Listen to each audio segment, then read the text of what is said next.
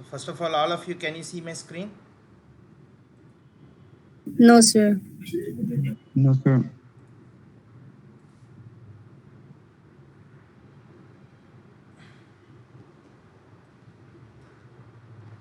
I think you might be able to see now.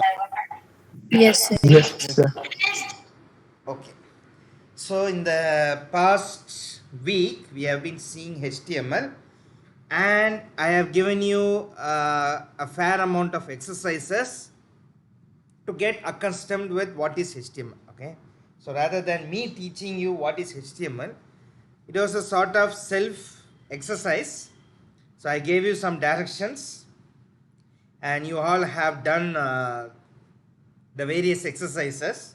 Of course, I didn't have time to go through all of them, but by eventually by this weekend I will look into it. Okay. So the purpose of the exercise, as I told you, was to sensitize you on the basics of HTML. Okay. So some of you were very clever. You went to our university website, clicked view source, you saw the code, you copied, removed all the unwanted codes, and made it look pretty. But that is not pure HTML code. It had a lot of different components. So I don't know whether those students learned HTML the way I wanted, but eventually I think they might have learned something about the tags. So I'm not going to into that. But for now, you know what is tags, what it means, everything. Right? All of you know that? You can tell yes or no. Yes, sir. Yes, sir. All of you have got a good idea of HTML now. Yes, sir. Yes, sir. Yes? Okay. Yes, sir. So quickly in this class,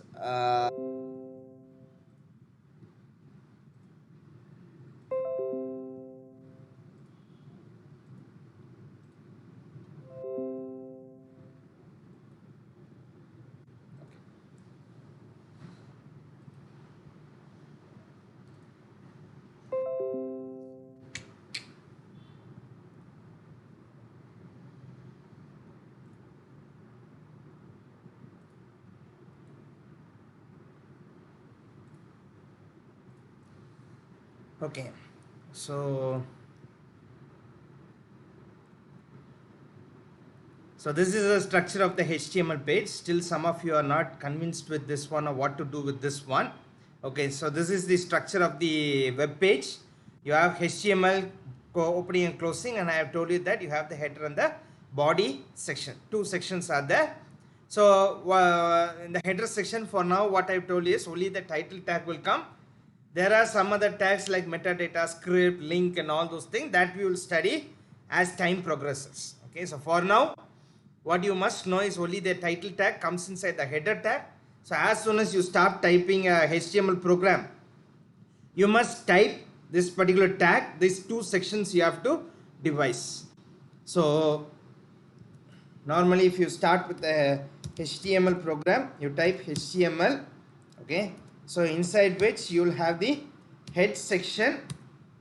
Okay, and then there will be an end to the edge section, and there will be of course the body section. Now many of you are not familiar with this one. Instead you are putting the head tag right over here, the body tag over there, something you are sitting and confusing. So don't confuse. And of course you end it. So this is the basic structure of HTML. Okay, all the tags that you are going to put will either come under this section or this will come under section. So this is called as the header section. Okay, and this one is called as the body section. Now suppose I want to put a paragraph, so I know the tags. Okay, I should know the tag and the location, right? So where does the paragraph tag come? Will it come in the header section or body section? Javio, Mr. Javio, are you here? Javio, absent. Javio is present or absent today? Yes, sir. Present. Yeah. Where will the P tag come? In the header section or body section? Open your mouth and tell me. Javio is present. Present, sir. Sorry, sir. Sleeping in the class, huh? Roncio, where will the table tag come, in the header section or body section? Roncio, Body. Yes, sir. where it will come, the table tag, where it will come? The header section or Under section? the body. Under the body. Okay. Yes, sir. So where will the title tag come? Needs or Tetsuo?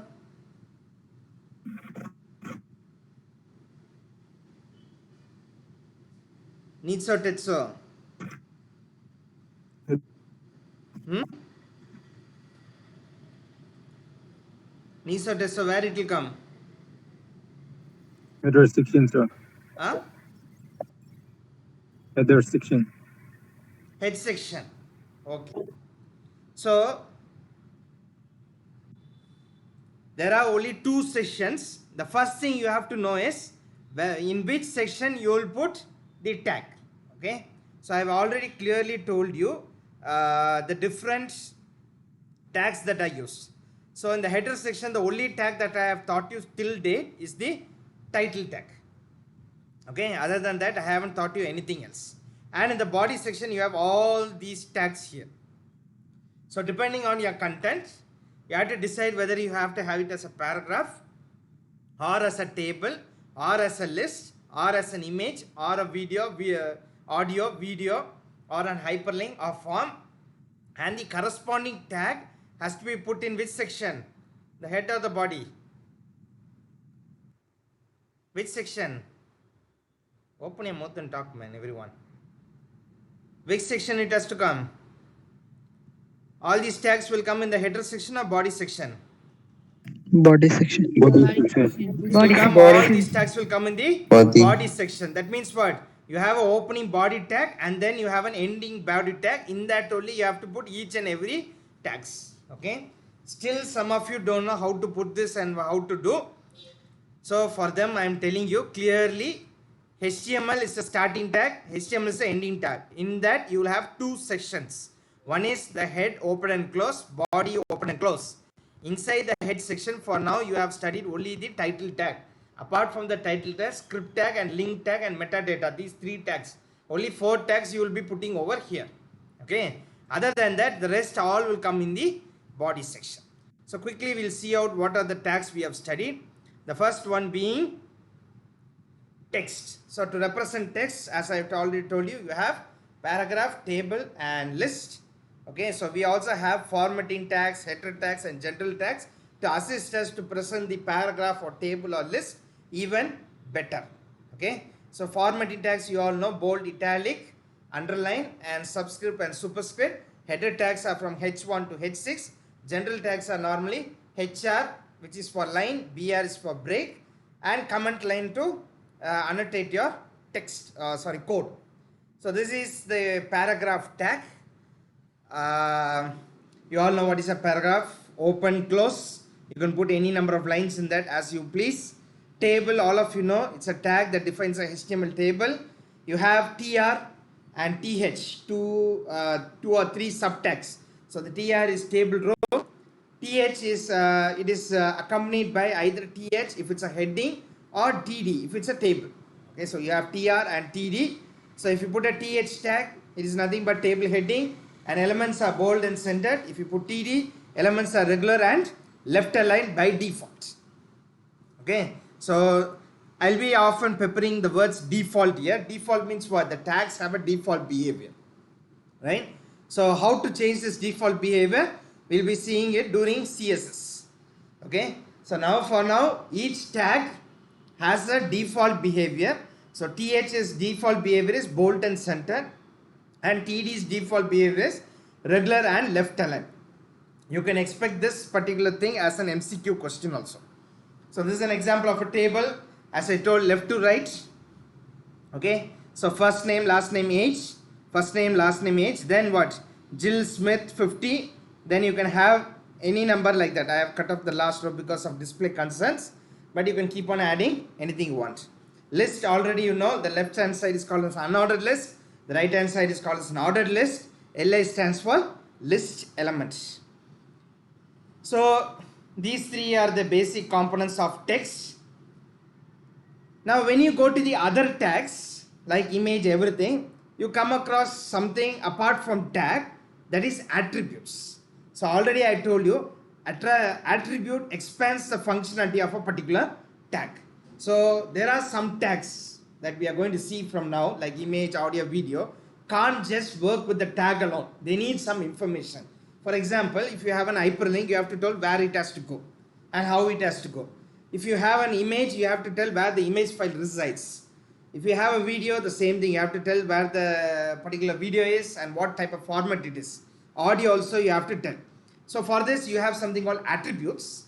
Okay, so attributes, as you know, it provides additional information about the elements. They are always accompanied with the start tag and they come in pairs. Normally the attribute will have a name and it will have a corresponding value. Okay, so any attribute like height, width, or src, or it will be it may be even href, hyperlink reference, or it can be anything. So the tags that come after this have this attribute feature. All the tags before this don't have any attributes. Although you see attributes, those are all from HTML4 and not HTML5. So kindly do not confuse. That was the purpose of giving the first two assignments.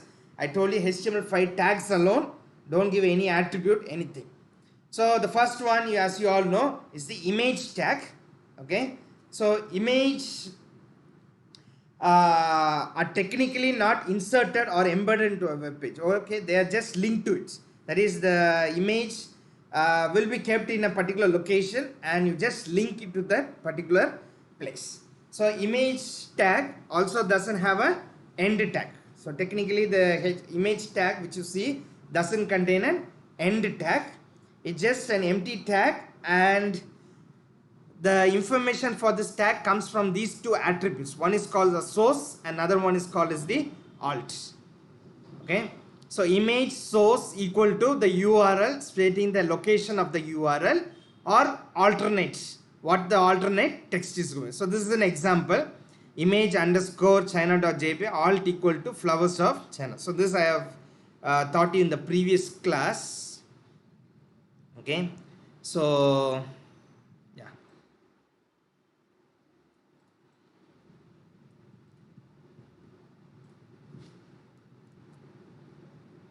so save it and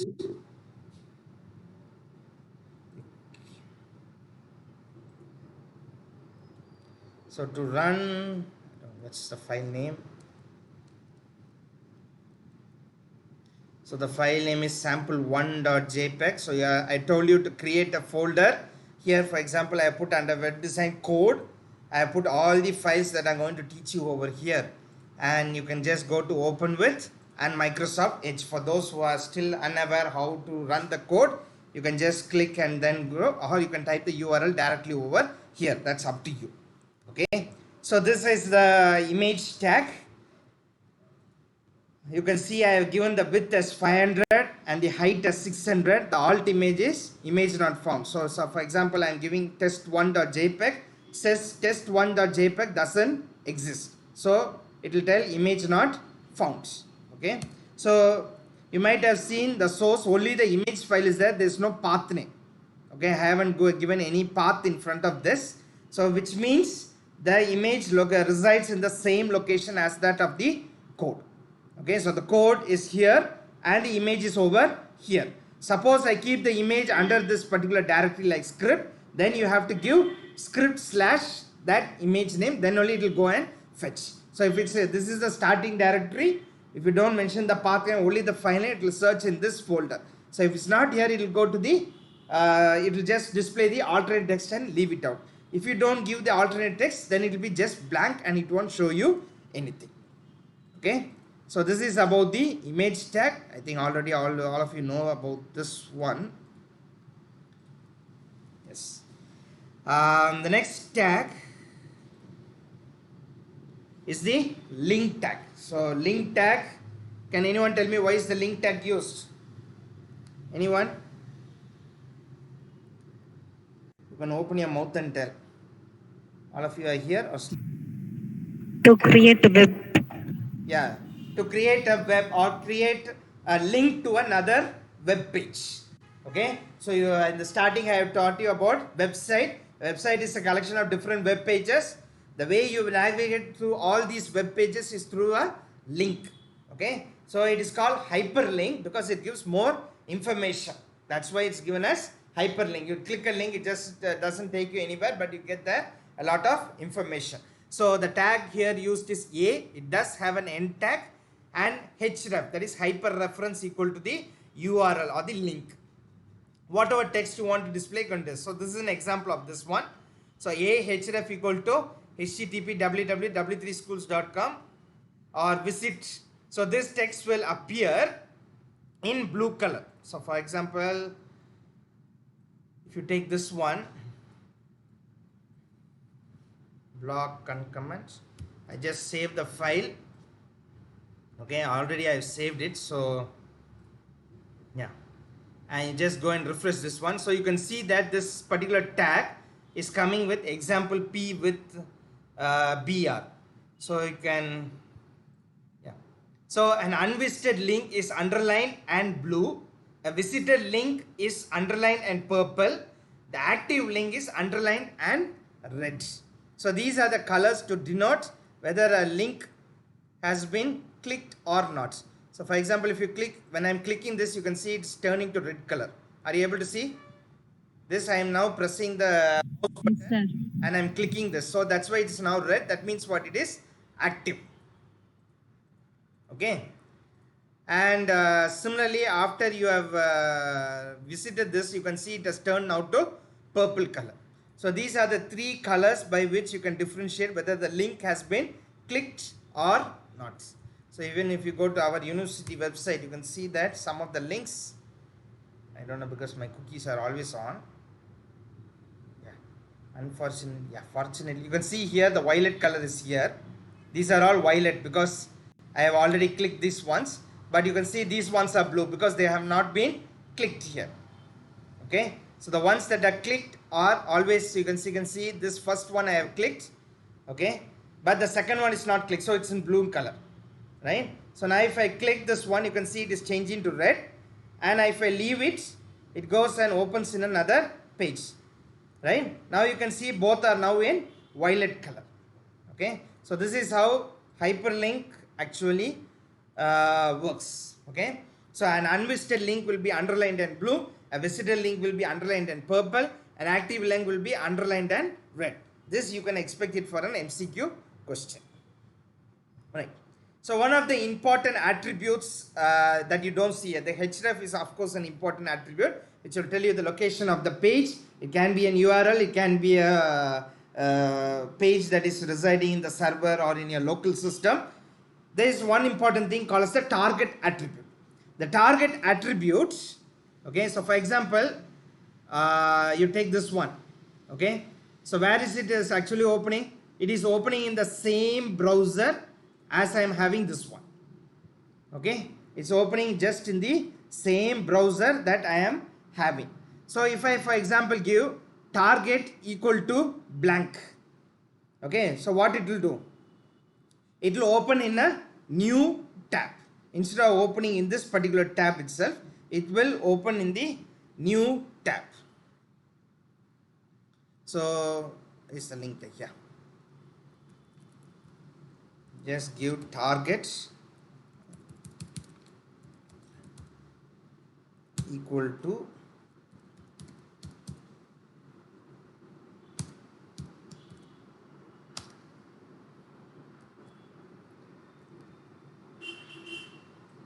so save the file, okay, run it. You can see that there are two tabs now open. One is fundamental here, okay, this is the original one, and this is the page that is opened in the new browser. Okay, so like this you have, this is the common one, blank, that is often used. You have other ones also. So self is what? Default, opens the document the same window and it was clicked, so that is the default value. So blank opens in a new window or tab. Parent opens the document in the parent frame, okay, and top opens the document in the full body view of the window. So you can put these three attributes to test. So what is the next one? Parents. So you can give parents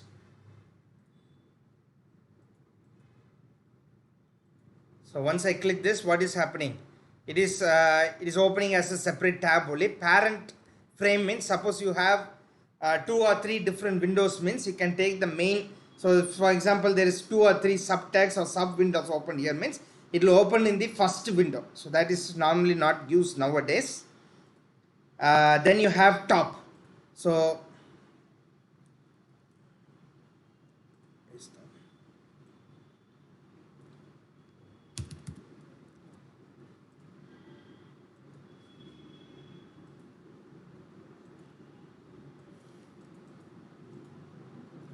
top opens in the same as that one. These are all child window and parent window, so that you normally don't use over here. So self blank and this one. So any document that is opening in a particular window. If there is a child window or anything that is being opened, then you can open in the current window, like that you can do it. Okay, so that is the, when you have 4 or 5 hyperlinks, then you can use this one where to open this particular thing. So for example, you have a page which links to B page and B to C. So this is the link structure. So suppose you want to open it back in A, means you just click here like home tab, or you want to go to the home page. For that purposes you can use it, but this blank is the one that is most commonly used. And of course you can in a link, what you do is normally you give a text just like over here, but you can give an image also over here. Okay, so you can make an image also has a link. So I have a example over here.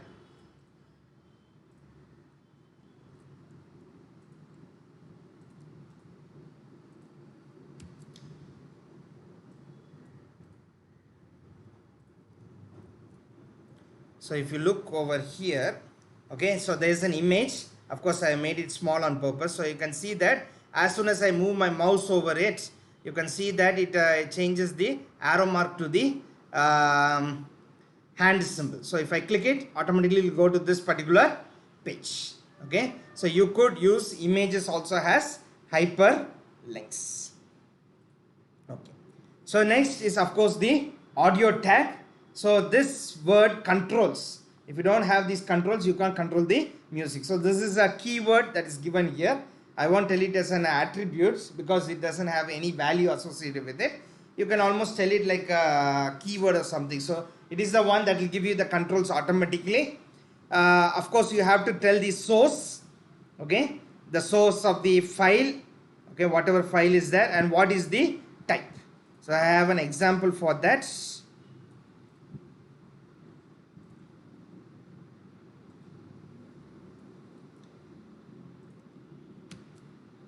So here,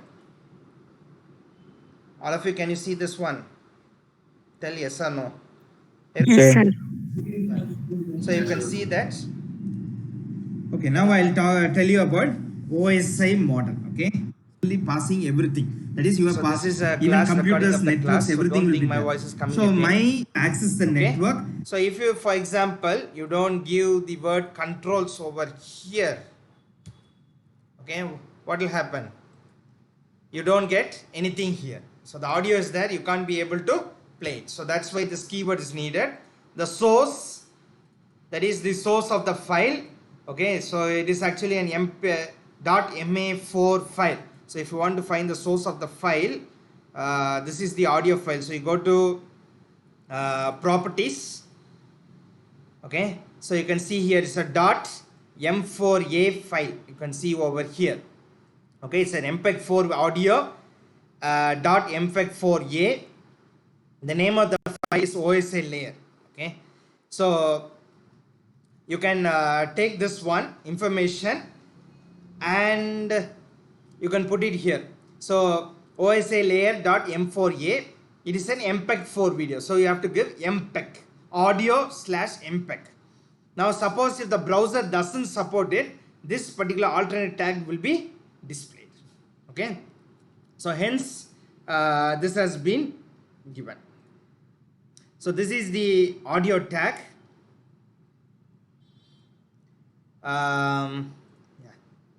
Next is the video tag. Both are, you can see, highly similar. So Of course, in audio you won't be giving the width and the height, but here you have to give a width and the height, otherwise it will be too big or too small. So some methodology to control that.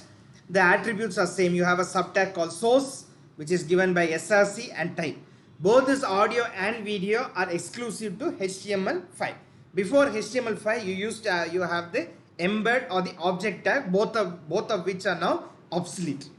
Okay, so we have custom audio and custom video files, but this video file you can't embed a YouTube video into it, because YouTube is raw data. It has its own codec to download and play it. So you can't put the YouTube video directly here, but you can put downloaded videos. So one example of that.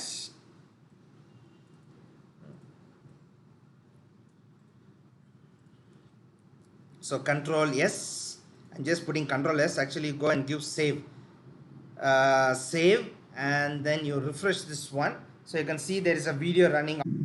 Yeah, so this is our HTML class. That is on top of the solution class. So just two images, Okay. some paragraphs. So it's a 12-minute long These video. are called as units of measure. Right. So something I have Okay. taken from the So- last class, and I have put it over here. So this is the video. You can see that unlike the previous one where I put the file, here I have given the path name because I didn't copy. It's a very big file, so I didn't copy that one. So I took it from one folder. So that is the path name of the folder. Okay. So again, if this video doesn't exist, then the browser will say your browser does not support the video. Okay, so all of you, have you understood until this one? Everyone? Yes, sir. Yes, sir. Yes, sir. I am hearing only 2 or 3 Yes, sounds. sir. What about the others? Yes, Everyone is sir. here? Yes, sir. Sir, Okay. can you please tell this hyperlink again? Hyperlink. Yeah. This one. Yes, about the image to put. About the image. This one. Yeah, yeah. Yeah. So in the hyperlink, what you have to do as an image means, normal hyperlink, what you do, you give a href equal to URL, then link text /a, right? So between the a and the /a, you give the text alone. So instead of this text, now what you'll do is you'll give the image tag in this place. Understand?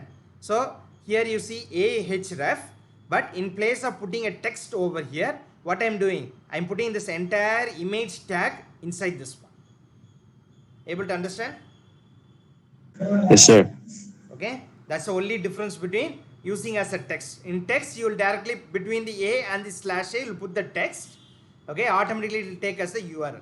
In this one, the same procedure, but only thing instead of the text, what you'll do, you'll put the image over there. That's all. Understood this one? Yes, sir. Okay. Anybody has any doubts? Thank you, sir. Welcome. What's your name? Roncio, sir. Sure. Good. Anybody has any doubts? No. Good. Okay. So a common thing in image tag and video tag. Okay. Forget about the previous one. I told you one special thing, that is attributes. Okay. So for image, hyperlink, audio, video, all of them will have attributes. So I told you what is an attribute. It is there to extend the functionality. All this thing I told. So especially for image and for video, you have something on height and width. So last class I told you if you are giving a height and width, and similarly I think I put it over here. You might have seen that I have put height or width as 50, 60, okay, or 500, 600. You might be wondering what this is. So there are two types of length. Okay, so this width equal to I am giving, right? So the width is the attribute, this is the value. So what value, whether it's inch or whether it's centimeter or whether it's pixel. So last time I told you it is actually pixel, but this height and weight property is actually of CSS. Okay, so this height and width which you can see over here, these are attributes, but this value comes from CSS. It's not a HTML property. These properties are all belonging to CSS, but for your information's sake, I am just telling over here. Okay, so when you take the height and the width attributes, the value that you give are of one of two types. One is will be either absolute length or relative length. So what is absolute length and what is relative length? Okay, so one specific way to tell is absolute length means whatever be the scenario. For example, you take a table. Okay, you have a very big table and you have a small table. Okay, so now in that big table, if you take 1 centimeter and you go to the small table and measure 1 centimeter, both this 1 centimeter will be same. So that is called absolute value. Wherever in the world you go, that 1 centimeter will be same. Relative means relative to the surface. So for example, you take the big table. Okay, so it has a bigger surface area, so proportionate to that I am drawing this much is 1 centimeter. Now the smaller table, it is what? It is also a square, but it's smaller than this big table. So that means what? Here, instead of having 1 centimeter both the place, I am relatively reducing that. Understand? So in relation to the border, I am putting it as a smaller value, or I am little bit changing that. That is what is called relative length. Are you able to understand this? Anybody? All of you, are you able to understand or not? Yes, sir. Okay, so you will understand this a little bit better as I go along. Everyone understood what is the difference between absolute and relative? Anyone is here or not? Yes, sir. I'm Yes, hearing sir. only two sisters talking. What about the rest? All of you are able to understand Yes, relative? sir. Yes, sir. Sir. So when you take absolute length, you have centimeter, you have meter, and you have inches. These are the common ones that you use, okay, in day-to-day measuring. Now there is something called pixel, which you might have come across, px. So suppose you go to an image folder. I don't know whether Paint has it, but Photoshop has it. So if I now open Photoshop, then it will collapse everything now. It was a very heavy application. Okay, so I don't know which option. Yeah, of course you have. So you can see here pixels. Okay, so px, and you have another one called as point. So where do you see this pt? Anyone have seen this pt anywhere? PowerPoint. MS. Yeah, tell me. While using MS Word, Yeah, PowerPoint. MS Word you might have used. So what is px and pt? Px is used for denoting pixels. Pixels are different dots. So for example, you take the screen, it is a collection of different dots. So 1 2 3 4 5 6, like that there will be dot. So in any image, if you take, for example, you take this image, okay, and you go to properties. It's not given here. Yeah, you can see here the width is 1920 pixels and height is 1080 pixels. So you call this as what?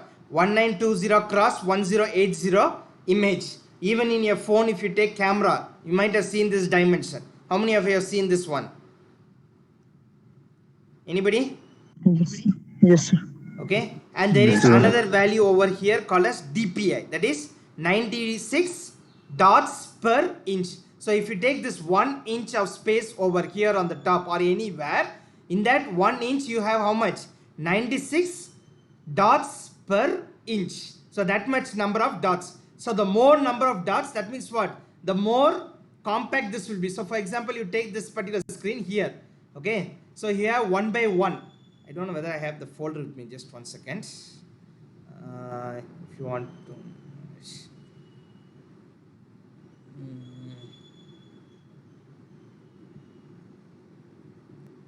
I don't know where I put it.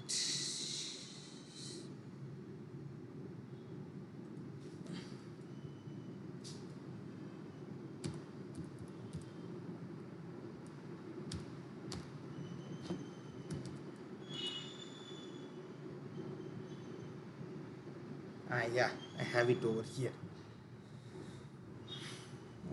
Classes.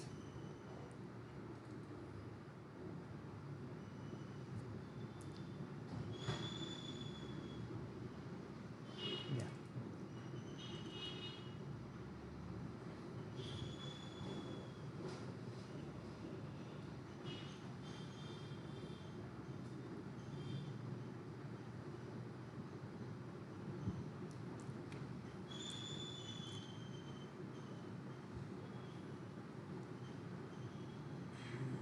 Hmm.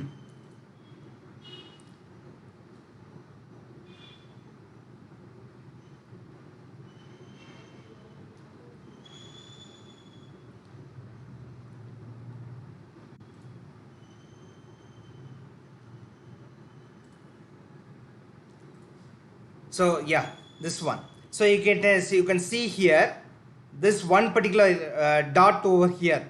Okay, so this will be consisting of some numbers. So imagine that these are actually 1 2 3 4. So you take this particular position over here, it will be a set of consecutive dots. Okay, so to better tell this, I have one more image, but I don't know where I kept it now. Okay, so for instance, yeah, suddenly my mouse stopped. So you can see here, this particular dot here is this representation. So if you take one, it's a component of different dots. So that is what is given in this diagram. Okay, so in that RGB, you forget about this one. So this is what is called as dots per pixel. So if you take 1 inch, and in this you have 96 cross 96, so that is called 96 dpi. So if you have 300, then it is 300 dpi. So the more the dots are, okay, so in you can see here pixelization.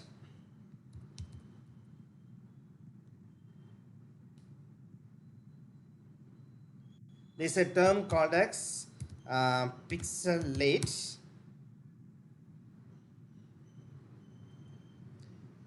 And if you look at the images, I think this you might have seen.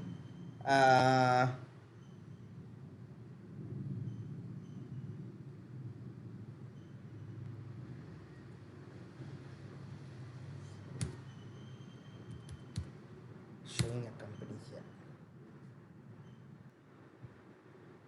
Yeah. So these kind of images anyone has seen. If you take an image and zoom it to the max, you can see this kind of dot. Anyone has seen this? Yes. sir. Yes. Yes, sir. So you can see the dots. You can see it is as a square. As I showed you over there, these are small squares. Okay. So the more dots you have within this inch area, that means what? These image will become more crisper.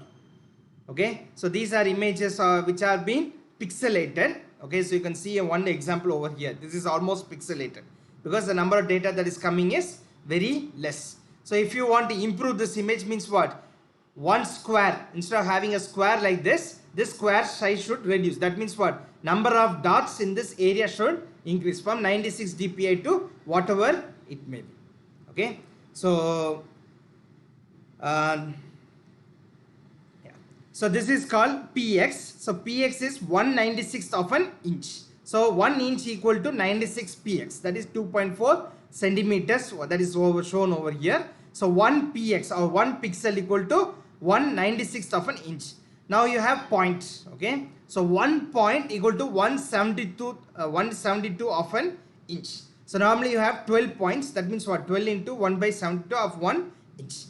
You have another unit called picas, which you don't normally use, which is nothing but 12 points. So 12 points equal to 1 PC, which is called picas. So these are all absolute length. Whatever be the medium, it will stay same.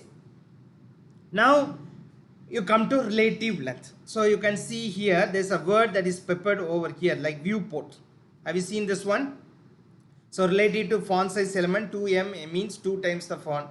Then relative to the x height of the current font, relative to the width of the 0. So any image you take, you know there's an x-axis and y-axis.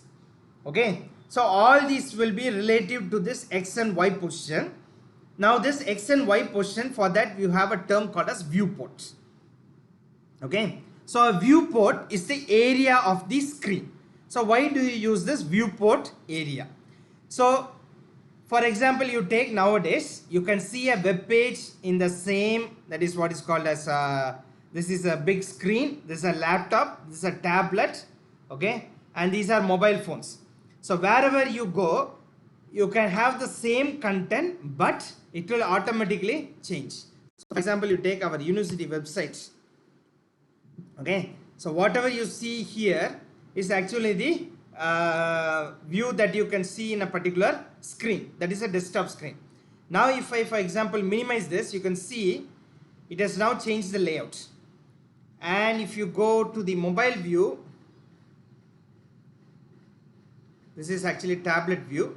So even if you go a little bit less, yeah. Now if you have gone to the mobile view, you can see that the menu has shrunk and it is now different, right? So when you have it as a full one, it looks like this. But if you have, if you're looking at a mobile, it has now changed. So how does this change? So you can see that the distance between this X and this Y has now changed. But you can see the text.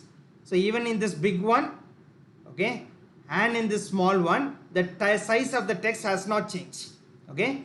But you can see that this icon now is so small, but here it has changed a little bit bigger, okay. So some aspects, some of the dimensions of some of the elements here have changed accordingly, okay, and even the position of certain elements. So if you can see the footer over here, it looks like this, but when I concatenate it, how does it become? All the quick links come on top, this comes, and then after this neatly it is being aligned. It's not just randomly here and there, okay. So it's being clearly. But before viewport concept came, the web page, when you shrink it, it will look something like this, and it was very difficult to view it, okay. So that's where the viewport come in. Viewport, as the name suggests, is the dimension, that is the x, y, and is a x, y of the port. So this arrow mark which you can see is the viewport, and accordingly if you place an element over here, whatever be the screen or whatever be the viewport, accordingly it will shrink or it will expand the particular image. So you can see here, right, relative to the width of 0. So from 0 it is expanding, ch, rem, relative to the font size of the root element or whatever is the main element or header, from there it will take it out. Now you can see these things, these are the things which you normally use. So VW, that is viewport width, that is 1% of the width of the viewport. So it will establish in percentage. So that day I told you here, you can give even the height and the width as 500% or 600%. You can give 50%, 10%. That means what? The existing width, in that only 50% will take and it will automatically display. If you go and try this in a mobile, accordingly there it will come down. So that's why it's given as VW. V stands for viewport, viewport width. This is viewport height, viewport minimum and viewport maximum. Percentage is relative to the parent item. So all these are dependent on viewport, which means whatever be your device, your page will automatically adjust to that. So that comes to something, a term called as responsive design. So previously, before responsive device designs came, if you had a particular web page or if you had a particular So your voice. yeah, anybody, what do you want? Anybody ask anything? Yes or no? No. Okay. So before this kind of web page, this responsive device came, you had two web pages, one for mobile and one for desktop. So up until 1995 or 97 or early 2000s, you had only bulk CRT monitors and it was fairly straightforward to design a web page or anything. With the advent of smartphones and everything, especially in 2005 onwards, so they needed a way to counteract this one. So they started designing separate web pages for mobile and separate for desktops and laptops and all those things. So you had some web pages like M dot. So if the M comes in one, that means mobile. The main web page will be same. So they had two different designs. You had a web browser for that, and that's a different history. So those things are now extinct. And post 2007, if you can see now, the phones have grown. Everything has gone smartphone. You have apps. You have a lot of dedicated things. So how to convert? Because many businesses can't start using an app or developing an app because app is not centralized. You have apps for Android. You have apps for iOS. BlackBerry at that time, 10 years back, BlackBerry was there. They never used this one. Nokia had Symbian OS. So it was a lot chaotic. So HTML came up with the design so that it can accommodate to a mobile or whatever be the device. It can automatically change the contents or move the contents around, and the term that is used is called as responsive design. There is something called Bootstrap, but I am not going to go into that one in detail. A bootstrap is to divide the entire screen into different boxes, like 12 different boxes, and arrange it where it has to go and where it has to stay.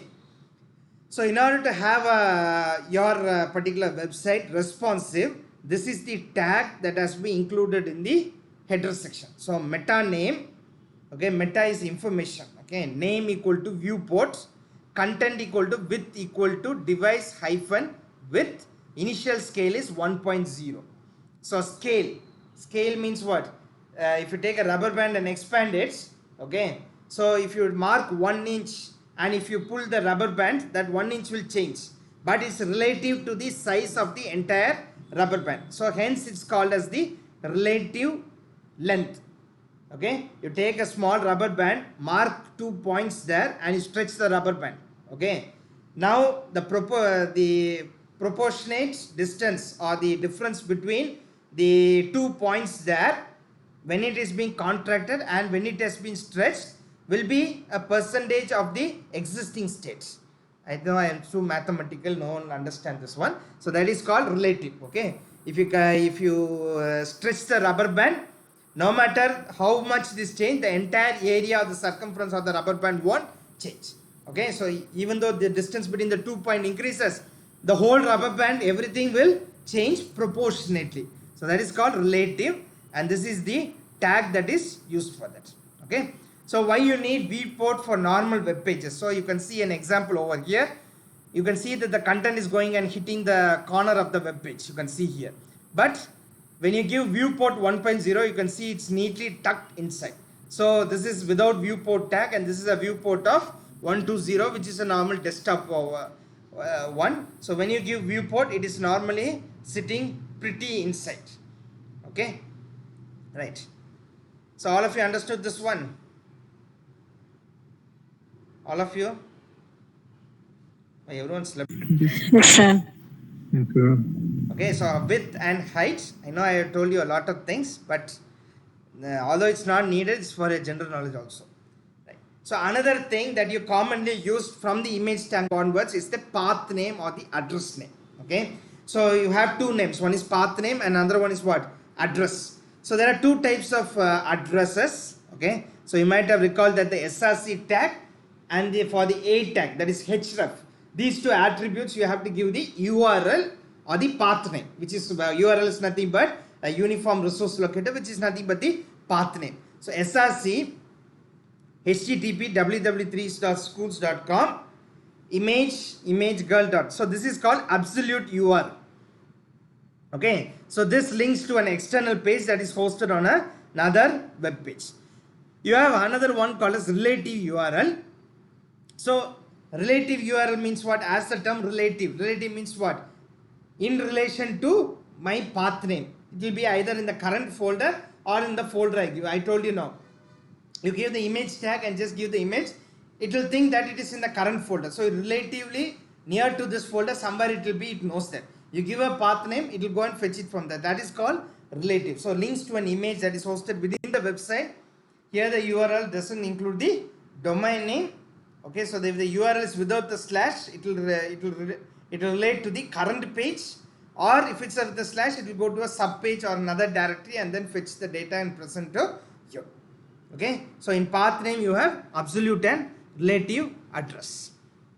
Okay, so from the image tag onwards, you have to know three things. One is called attributes. Okay, so in attributes you have to know what is the height and the width.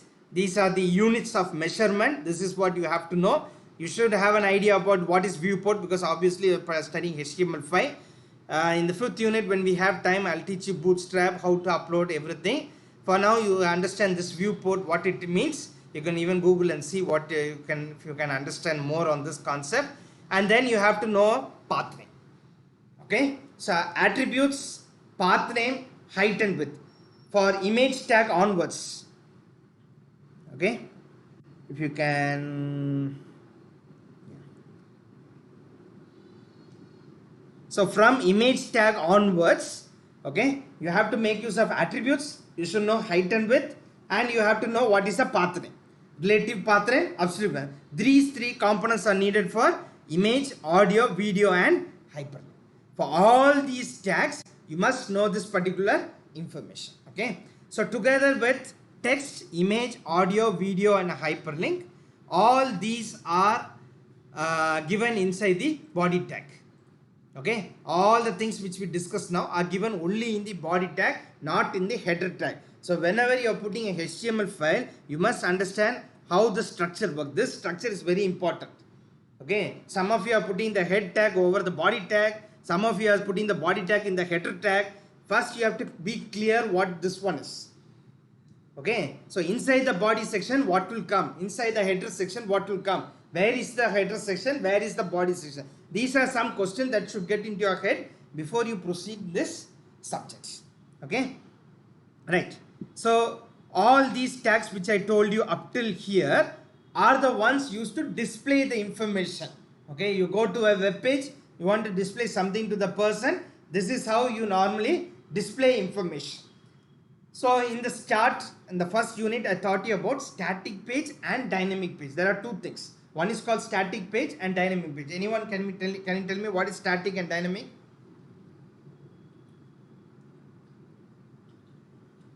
Static means unchangeable, and dynamic means the one which can be changed. Good. Subi Kattam, right? Yes, sir. So static means the information won't change. Dynamic means it will change. So for example, our university website. Okay, so this is the fun page. I won't call our university website is the dynamic web page.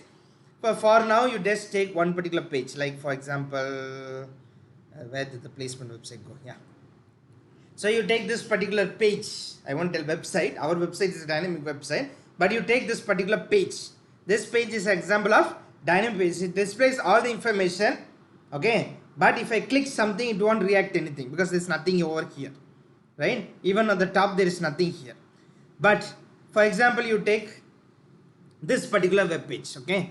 So you can see there you have a couple of options. It is asking round trip, okay, multi-city, one way, and all those things. Now for example, I'm putting a flight from which place you want to go, from Delhi to anybody? Japan. Japan. Who is that fellow? I think it is international or what? No, I don't know like that. Okay. So who is that told Japan? Runsio va? Runsio. Yes, sir. There is no Japan coming. I think this is local flight, man. Indigo, it doesn't have Japan, man. Oh, I forgot it wasn't. This is not Air India flight, man. Okay. Tell one local place, man, Runsio. Karnataka. Hmm? Karnataka. Karnataka. So I put Bangalore.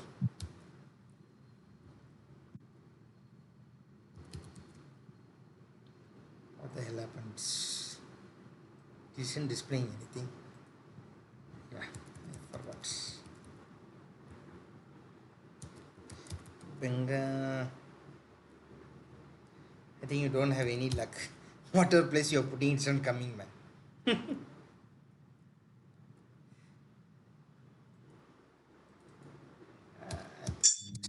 Here then, South. I don't know. Maybe I'll refresh the web page. It's not responding at all.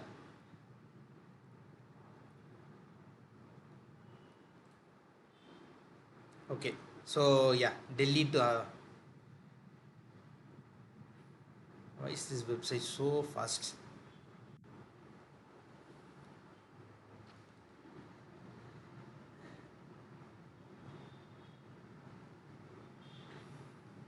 Okay. Unfortunately, the site is so fast today.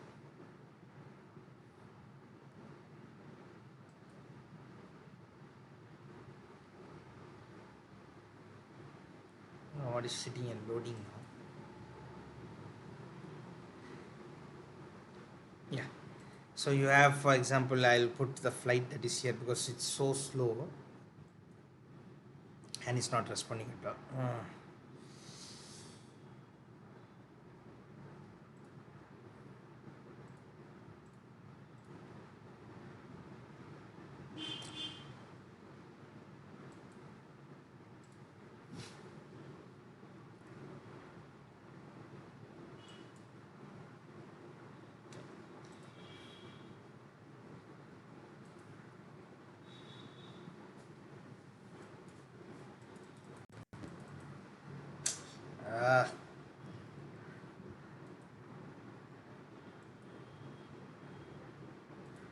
so slow.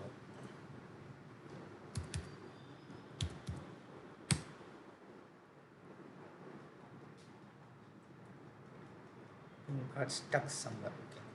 So it's working. So Kolkata to Delhi on 18th I have put. Okay. So I just click search flights.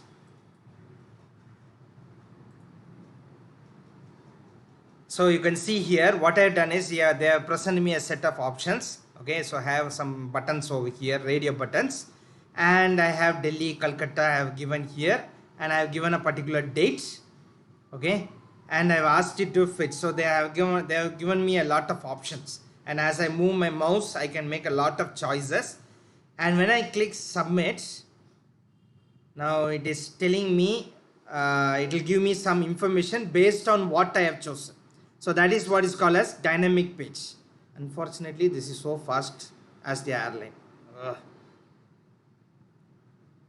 Okay, I think you might have got the picture, right? So in your application form, everything you might have seen a certain form like this, where you give certain input and it will give you some outputs. Okay, so like for example in our university website, so you're gone for admission means there will be a lot of entries. Most of you have done online admission. So one of the buttons you press and you'll get an outputs. So HTML forms. So all the other tags which are given here are for output. Only this one is here to get the input.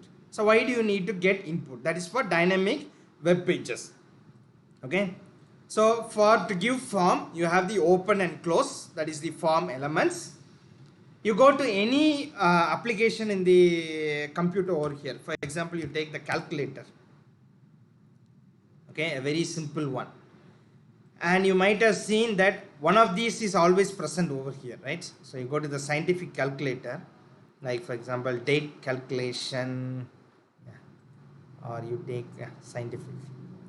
So you can see here there are a lot of buttons available. There's a drop down button over here. Okay, so you take any window like Windows, for example, you take there's a drop down button over here. There are some text boxes, everything. So if you take a window, you get the input using one of these different controls. So one you will be using a combo box. A combo box means what? It's a drop down list like this one.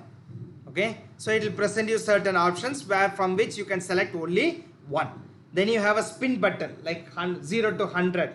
Okay, so if for example I'm telling you to enter your age and you might enter 100 or 1000, so I'll restrict you. For example, you are applying for a job, not more than 25 is allowed, or 18 to 25. So you can have a spin box. List box is the same thing, but multiple entries you can select. Option button restricts you to only one option. You have something called checkbox also. There you can have multiple options. You have a text box. Checkbox is over here. This is option button. You have a text box to enter. Okay, that is not mentioned here, but you have a text box, label box to mention what that value means. So you can see here. What kind of website is this one?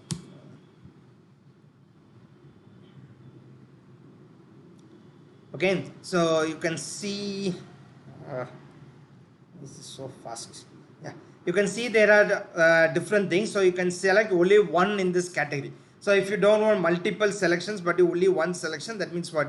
You have to give one of these. These are text boxes where you can enter, but this is a calendar one, so only calendar value you can give. Like that you can restrict those. So I'll quickly tell you about forms. So the most important form element or form tag is the input tag. So prior to this one, that is HTML5, forms were really different. Now in HTML5 you have only one tag for everything. So you just have an input tag. In that input tag you will have type equal to, you can give text for text box, radio for radio box. You can give submit button, that is to submit the form so that the background processes can run. The one that is separate to this one is, other than the input tag, you have label, text area, button and select. Select is nothing but the drop down list. So you will have option group or option to have the different attributes. These are the tags that are available.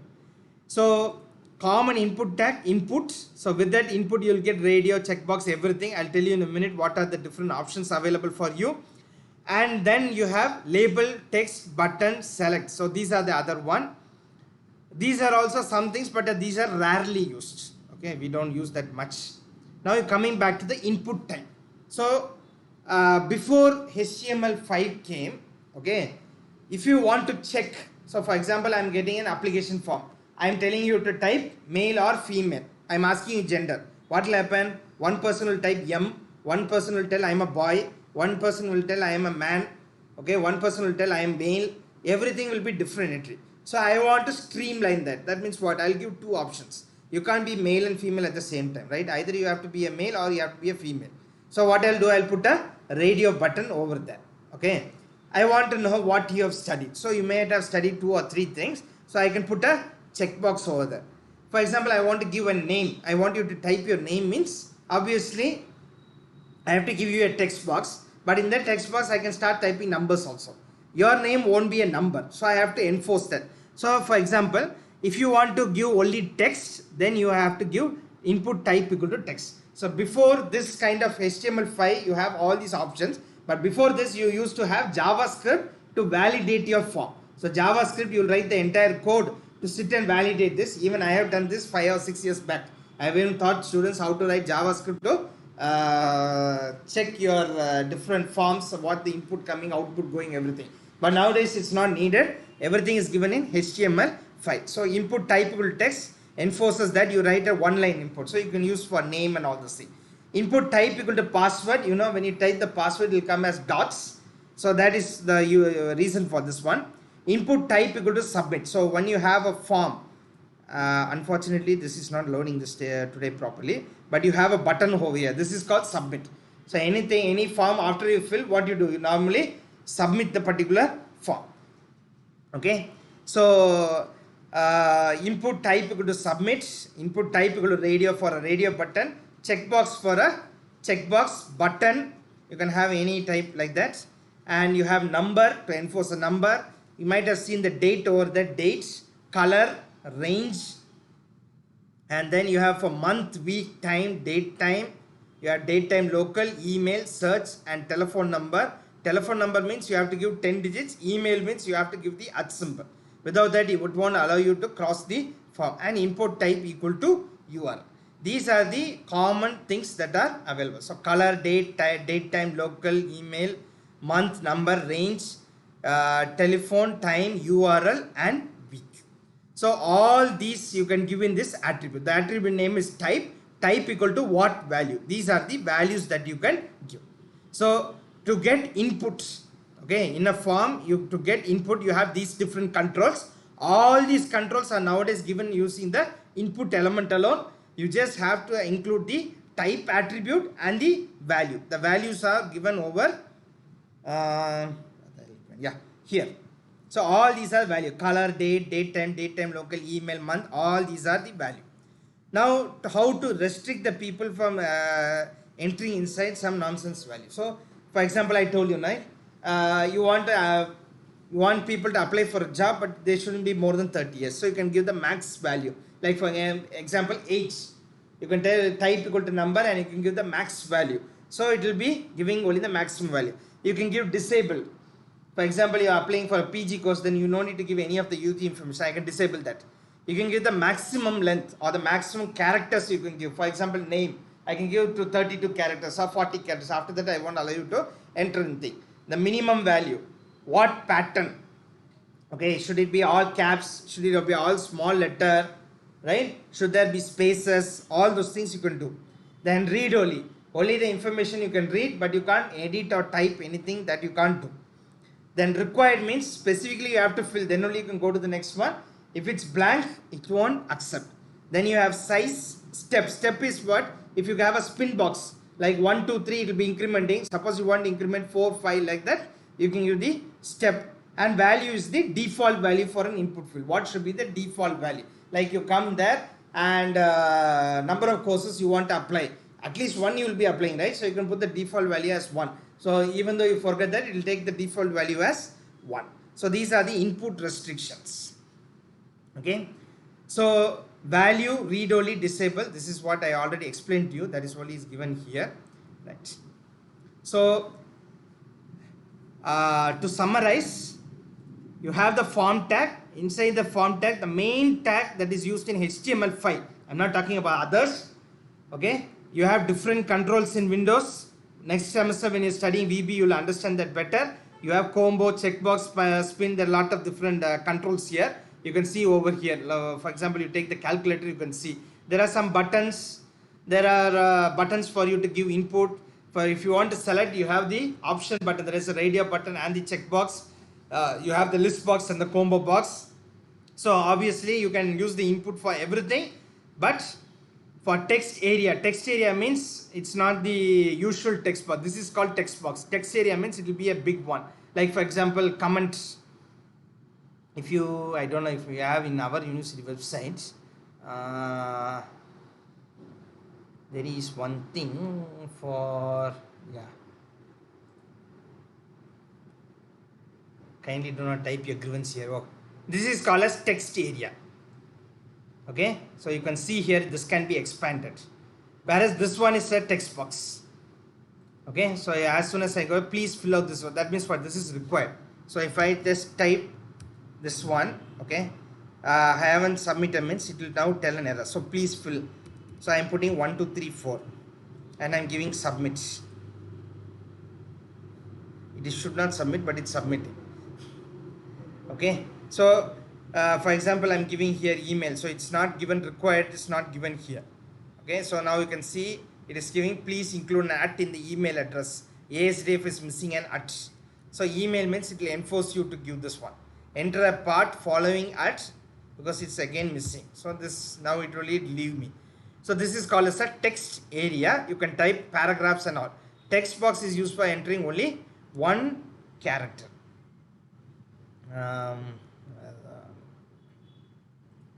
Okay, so text area, button is a separate one, but in the input itself you'll get a submit button. Okay, submit button defaultly comes in a form. Once you click it, it will take all the information, send it to the backend for processing. Okay, so these are other ones which you normally don't use as of now. So you need to know mainly the input tag for forms. You need to know the text area, button and select. Only 4 are there. Okay, what and all? Tell. All of you are listening or sleeping? What are the 4 tags? Yes. In form, you have 4 tags. What are they? What are the 4 tags in a form? All of you are sleeping, yeah? Sir, import text area, Input, text area, button and select. button and select. Okay, for form you have only 4 tags. Okay, what are they? First one is input, second one is text area, third one is button, fourth one is select, and so obviously I left one out, that is label. Okay, label is not a control but just to tell what this particular element is. So for example, here name, so this will be given under label. Okay, so if you go to view page source, yeah.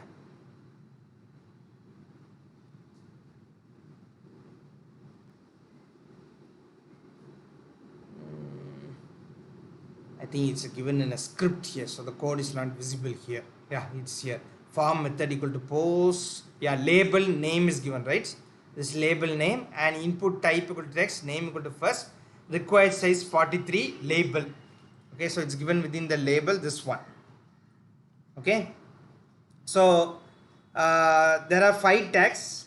Okay, so one is input, label, text area, type and select.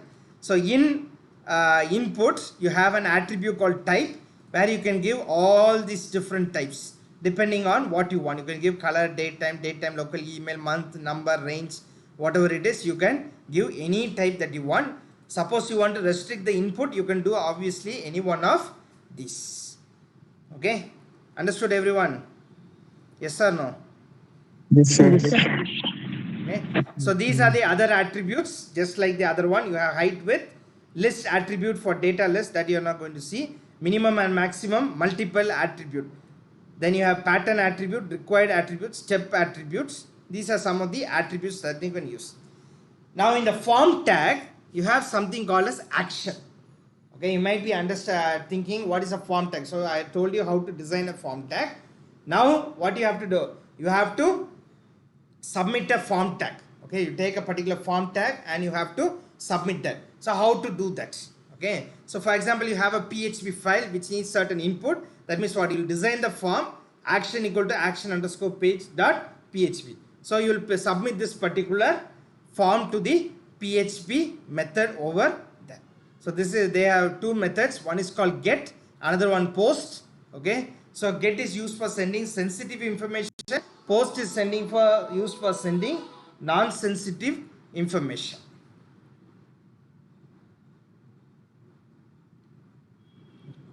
Okay.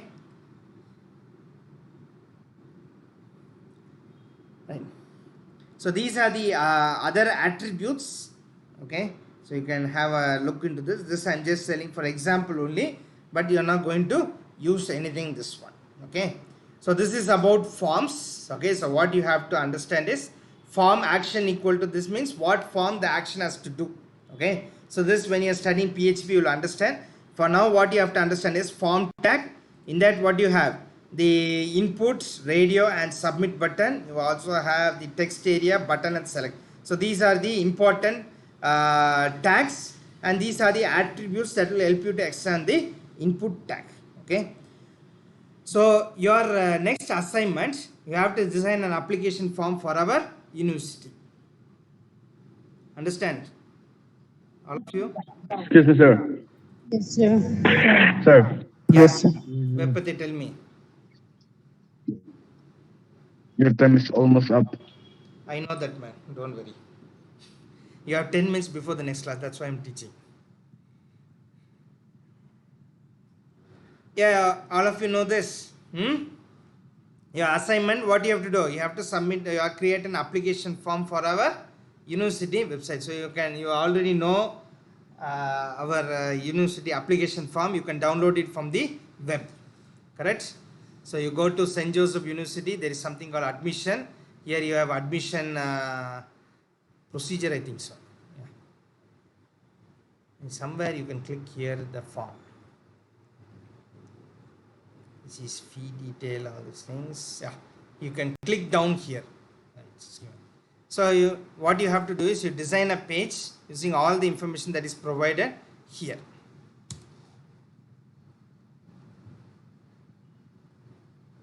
Unfortunately, it's not open. Okay, just I don't know why it's not opening.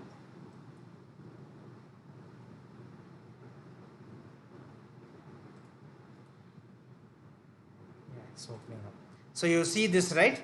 So you have to create a HTML page with all this information. Okay, now the design no need to be like this. Only the first page you have to design. Don't design the second page and all. Okay, only the first page you have to design a form with the submit button. The button also should be there at the bottom. Okay, so design a web page, only the first page. Okay, you have to get all this information. You have to restrict the, for this, for example, you can use a blog. What is that? You can, for this particular thing, you can use a combo box. So for this particular thing, what you can use? For this one, gender, male and female, what you can give? Date of birth, marital status, okay, blood group, what you can give? So for example, this means what particular type of input you can use. All these things you just see, and this first page you have to submit as an assignment by Thursday. Okay, so I'll put it in the group. Meanwhile, I will try to correct the other two assignments. So all of you understood this one? Yes, sir. Yes, sir. Okay. Yes, sir. So this concludes HTML. Okay, so obviously in the next class I will teach you some of the forms based on what you give. Okay, so for now this is HTML, and obviously the next one is CSS. Okay, so if you want to know what is the difference between HTML and CSS, you can see this one picture, right? So as I told you, HTML is just the raw format, right? CSS makes it beautiful. So it adds color, it adds beauty to the web page. So you can see on this web page, you can see a parrot without any feathers. So that is a base structure. On top only, you have this beautiful plumage of this parrot. The red color, everything you see is actually CSS, which we will see in the coming classes. Okay? Everyone understood? Everyone? Yes, sir. Yes, sir. Okay, then all of you can leave.